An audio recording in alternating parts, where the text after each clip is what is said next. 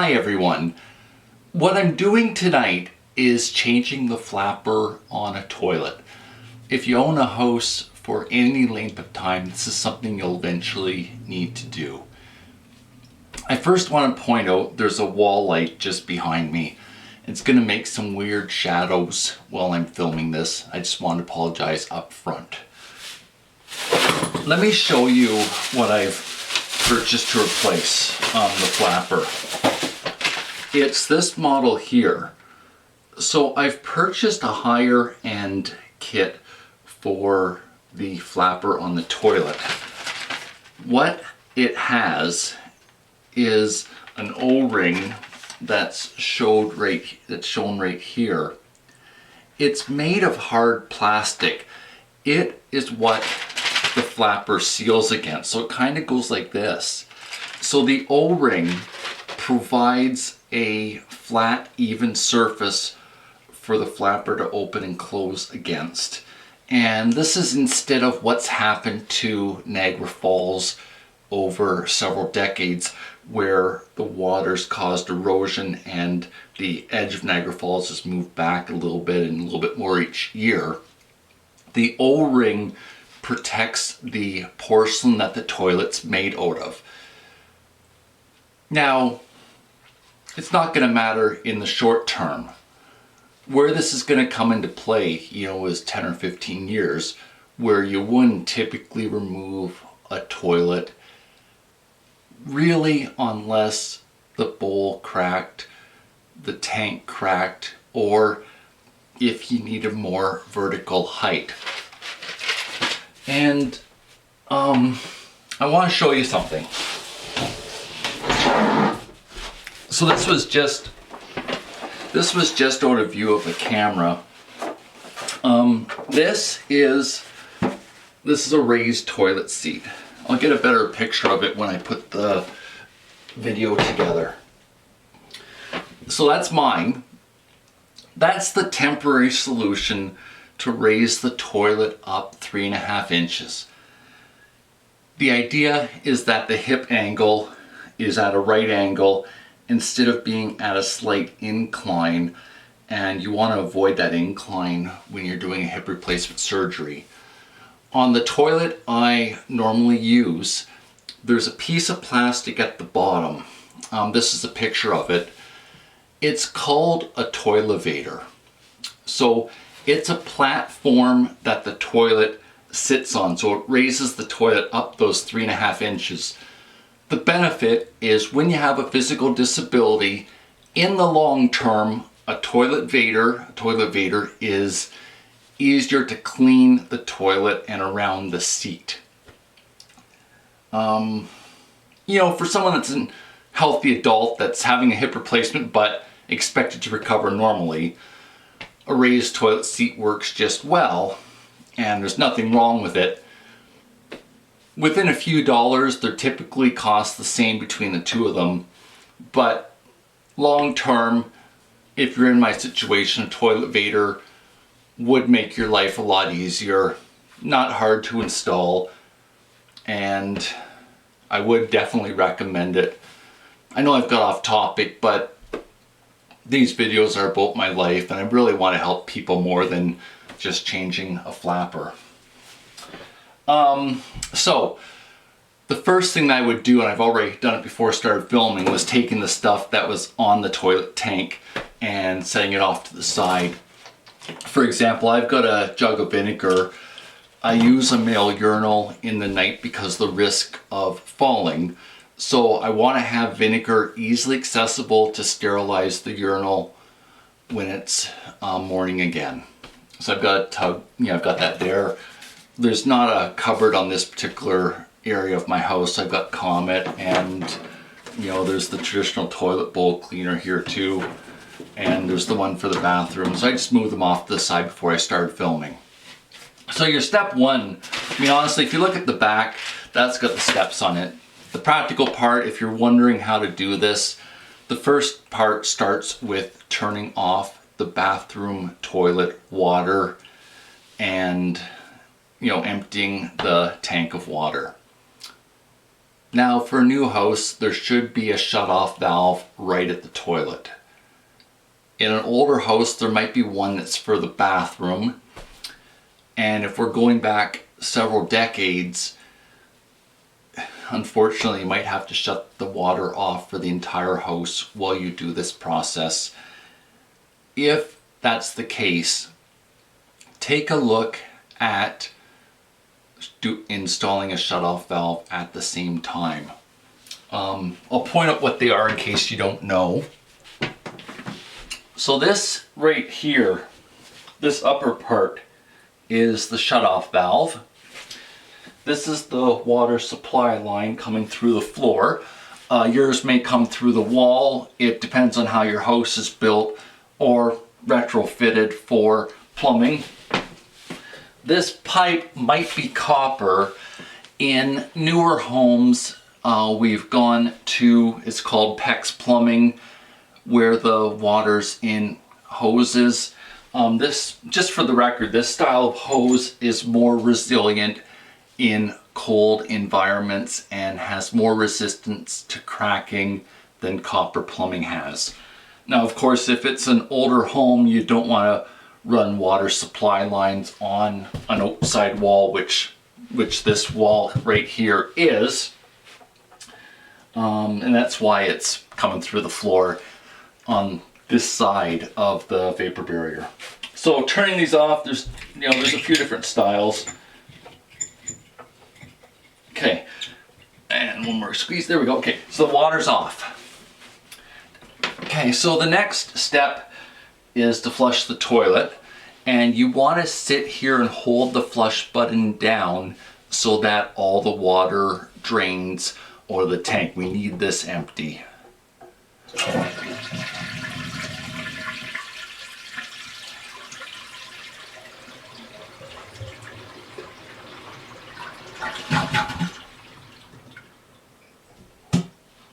Okay, so theoretically, the tank is empty right now.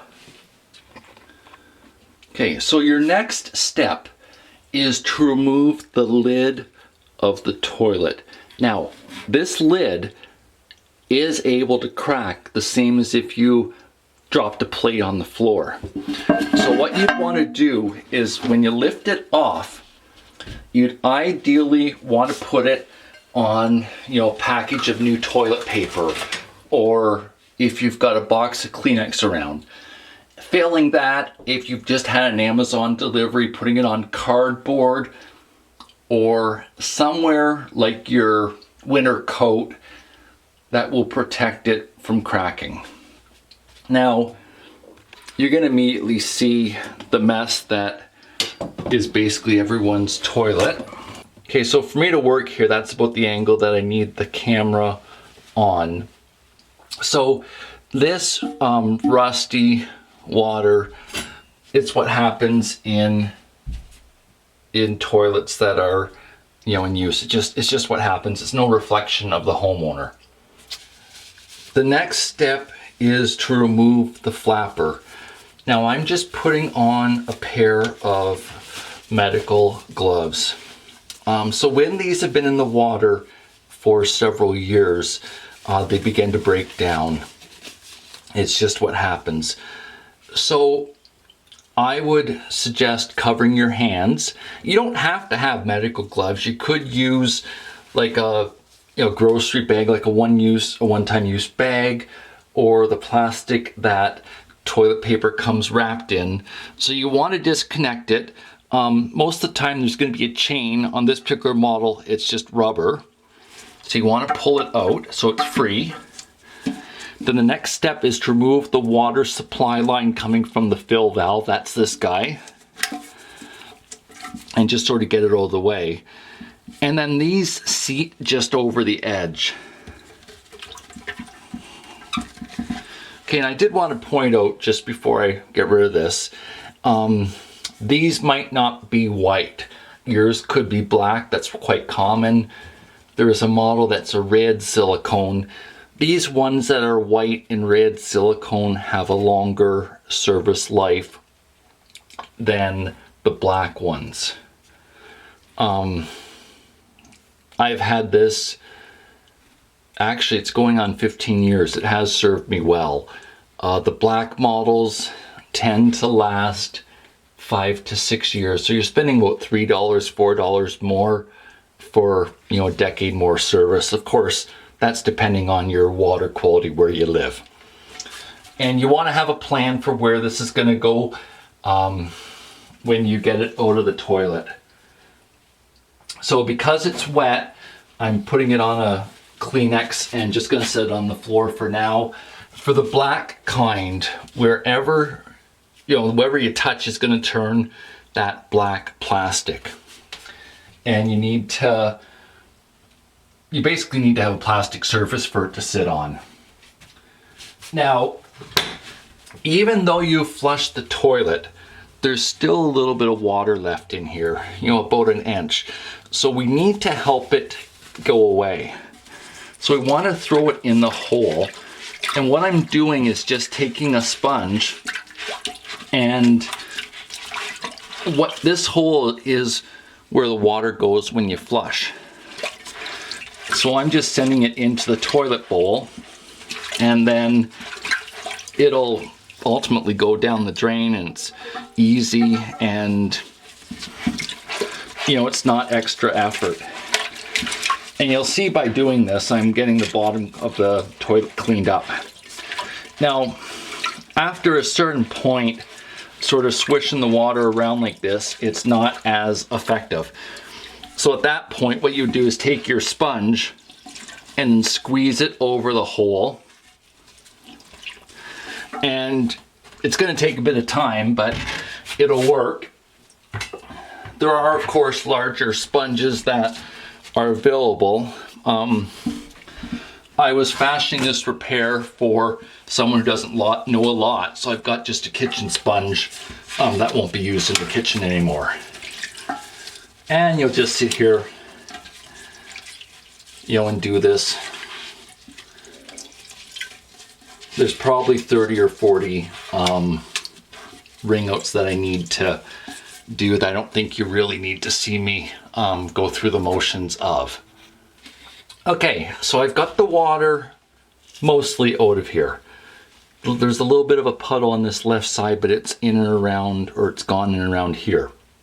Now, the style that I've purchased has that O-ring. It needs this to be dry. This is where the water passes through.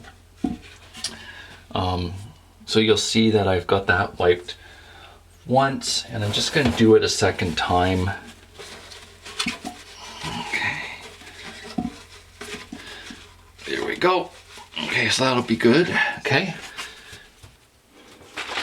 Now, since I'm showing how to do this, I'm just going to use the tank lid as a demonstration, as a platform.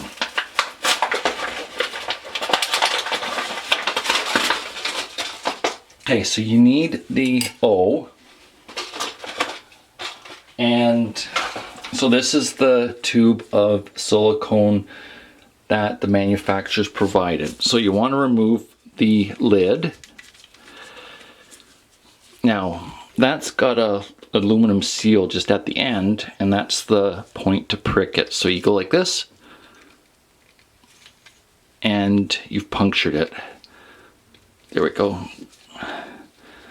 Okay, and the silicone can come out now.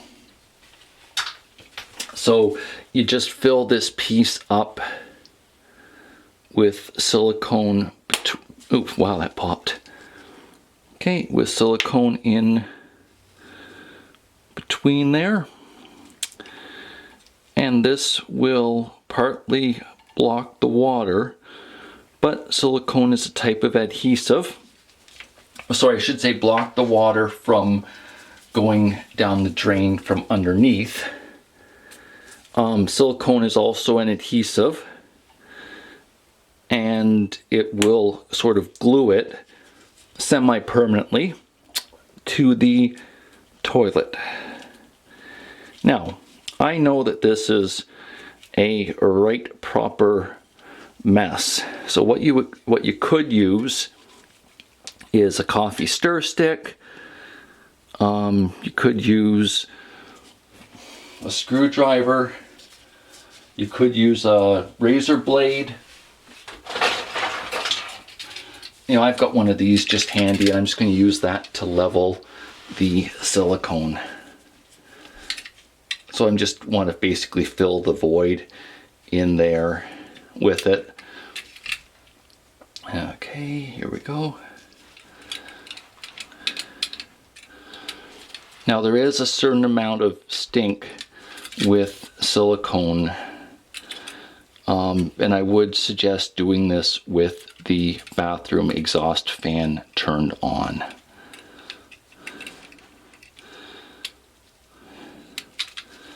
Okay, and there we go.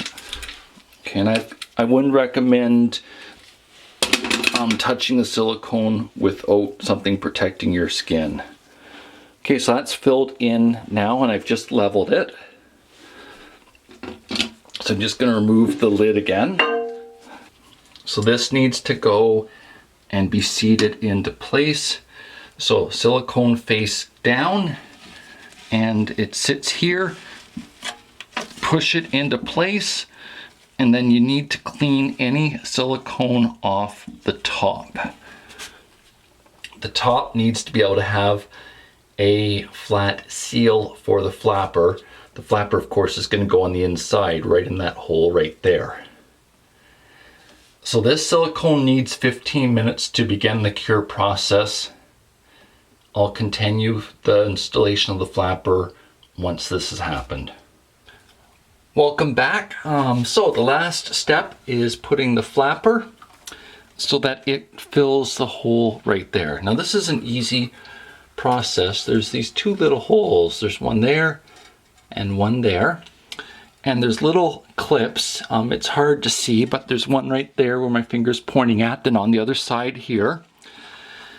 So this just goes down and you clip it on over, and then you do the other side. Okay, and that is seating the valve. Straightforward. There are some types that slither down the center here. Now you'd be wondering why I removed the hose, and it's just because you're working in a tight space for ease of convenience. So the last part of this is matching up the handle. So that's what this is attached to when the toilet's flushed right here with this chain.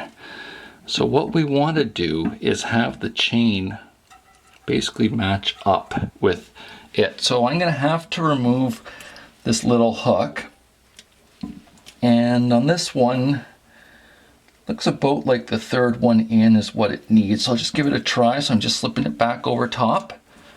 It's in place. Let's take a look see. Okay, where's the... Okay, and there's the first hole.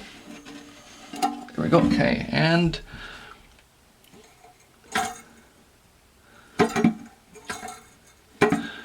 I think that looks good. So the only way to tell now is, of course, a real-world test. So I'm going to refill the tank. Now, while you were gone, I also changed the water inlet. I didn't film myself doing it because the amount of bending that would have been required with the camera in a tight area, that's just not helpful to my legs. But let me go ahead and turn this. So I might have to make some adjustments to the water inlet.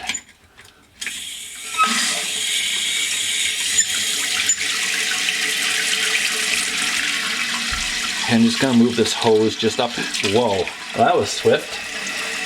Of course, shouldn't do that. I made a faux pas. Anyway, it's just water.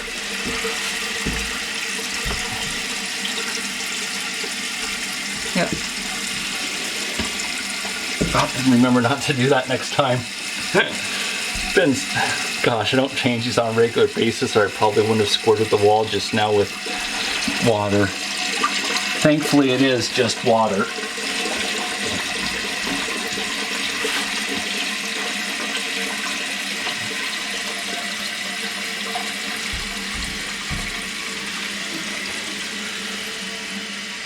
So the goal is for the water to come up like a finger width below the top of this stem here. That's the overflow right here. So if this doesn't shut off, this is the safety device so that you don't flood your house out. And gosh, well, it looks like I've done this. I've done this quite well. So the last part's reattaching the hose, and that's just squishes in here. There are different styles. I do want to point that out. So don't be too concerned if yours looks a little bit different. So part of why I changed the water inlet is for a toilet where this sits in the water, and it was in the original flapper, this plastic will degrade. Now, this is now above, so it should last substantially longer. Okay, so, I mean, that's watertight, so it's time to give her the old flush and see how it makes out.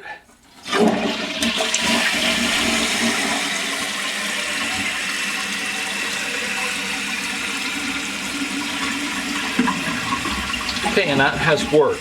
Now, there's one thing I want to point out to you. This is the length of chain right here. You want that to be tight enough or taut so that it won't get stuck under the flapper and not let the flapper seat properly. And it is, and I'm actually pretty pleased about this. And I'm just gonna actually do it a second time, flush again, just before I put the lid back on. And, you know, it's just one last check. Did I miss anything? Is the new water intake valve hooked up? Am I happy with how this is? So right now it's still shooting water into the toilet to help refill the bowl as the rest of the toilet tank fills up. Okay, yeah, and I'm happy with that. Okay, so I'm just gonna give it one more flush. So the flapper is still up right now, and as the water drains, it goes down gradually. Chain can't get stuck, it's taut enough. It closes, and that O-ring that I put on, that I spent so much time on at the start of this video, is now providing the seal, the watertight seal. And it's an extra layer of protection. It's preventative maintenance. It's not having to deal with a nuisance problem in 3 to 4 years from now. It means getting a little bit more out of this particular flapper.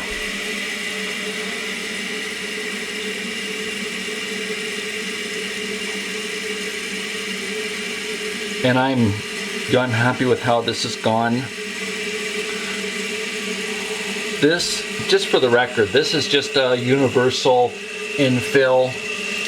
I did ask the associate at Home Depot what was popular among contractors or what he personally had used.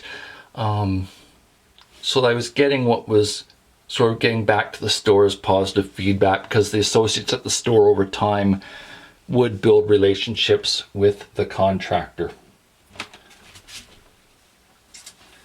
Okay, so that's really all that is. And last step, of course, is just to put the tank cover back on. I'm just going to do that when the camera's out of the way, just to be easier on me and the bending involved. I hope everyone's doing well, and you know, I enjoy this type of thing. It's rewarding when it gets finished off. Okay, take care of yourselves. Bye for now.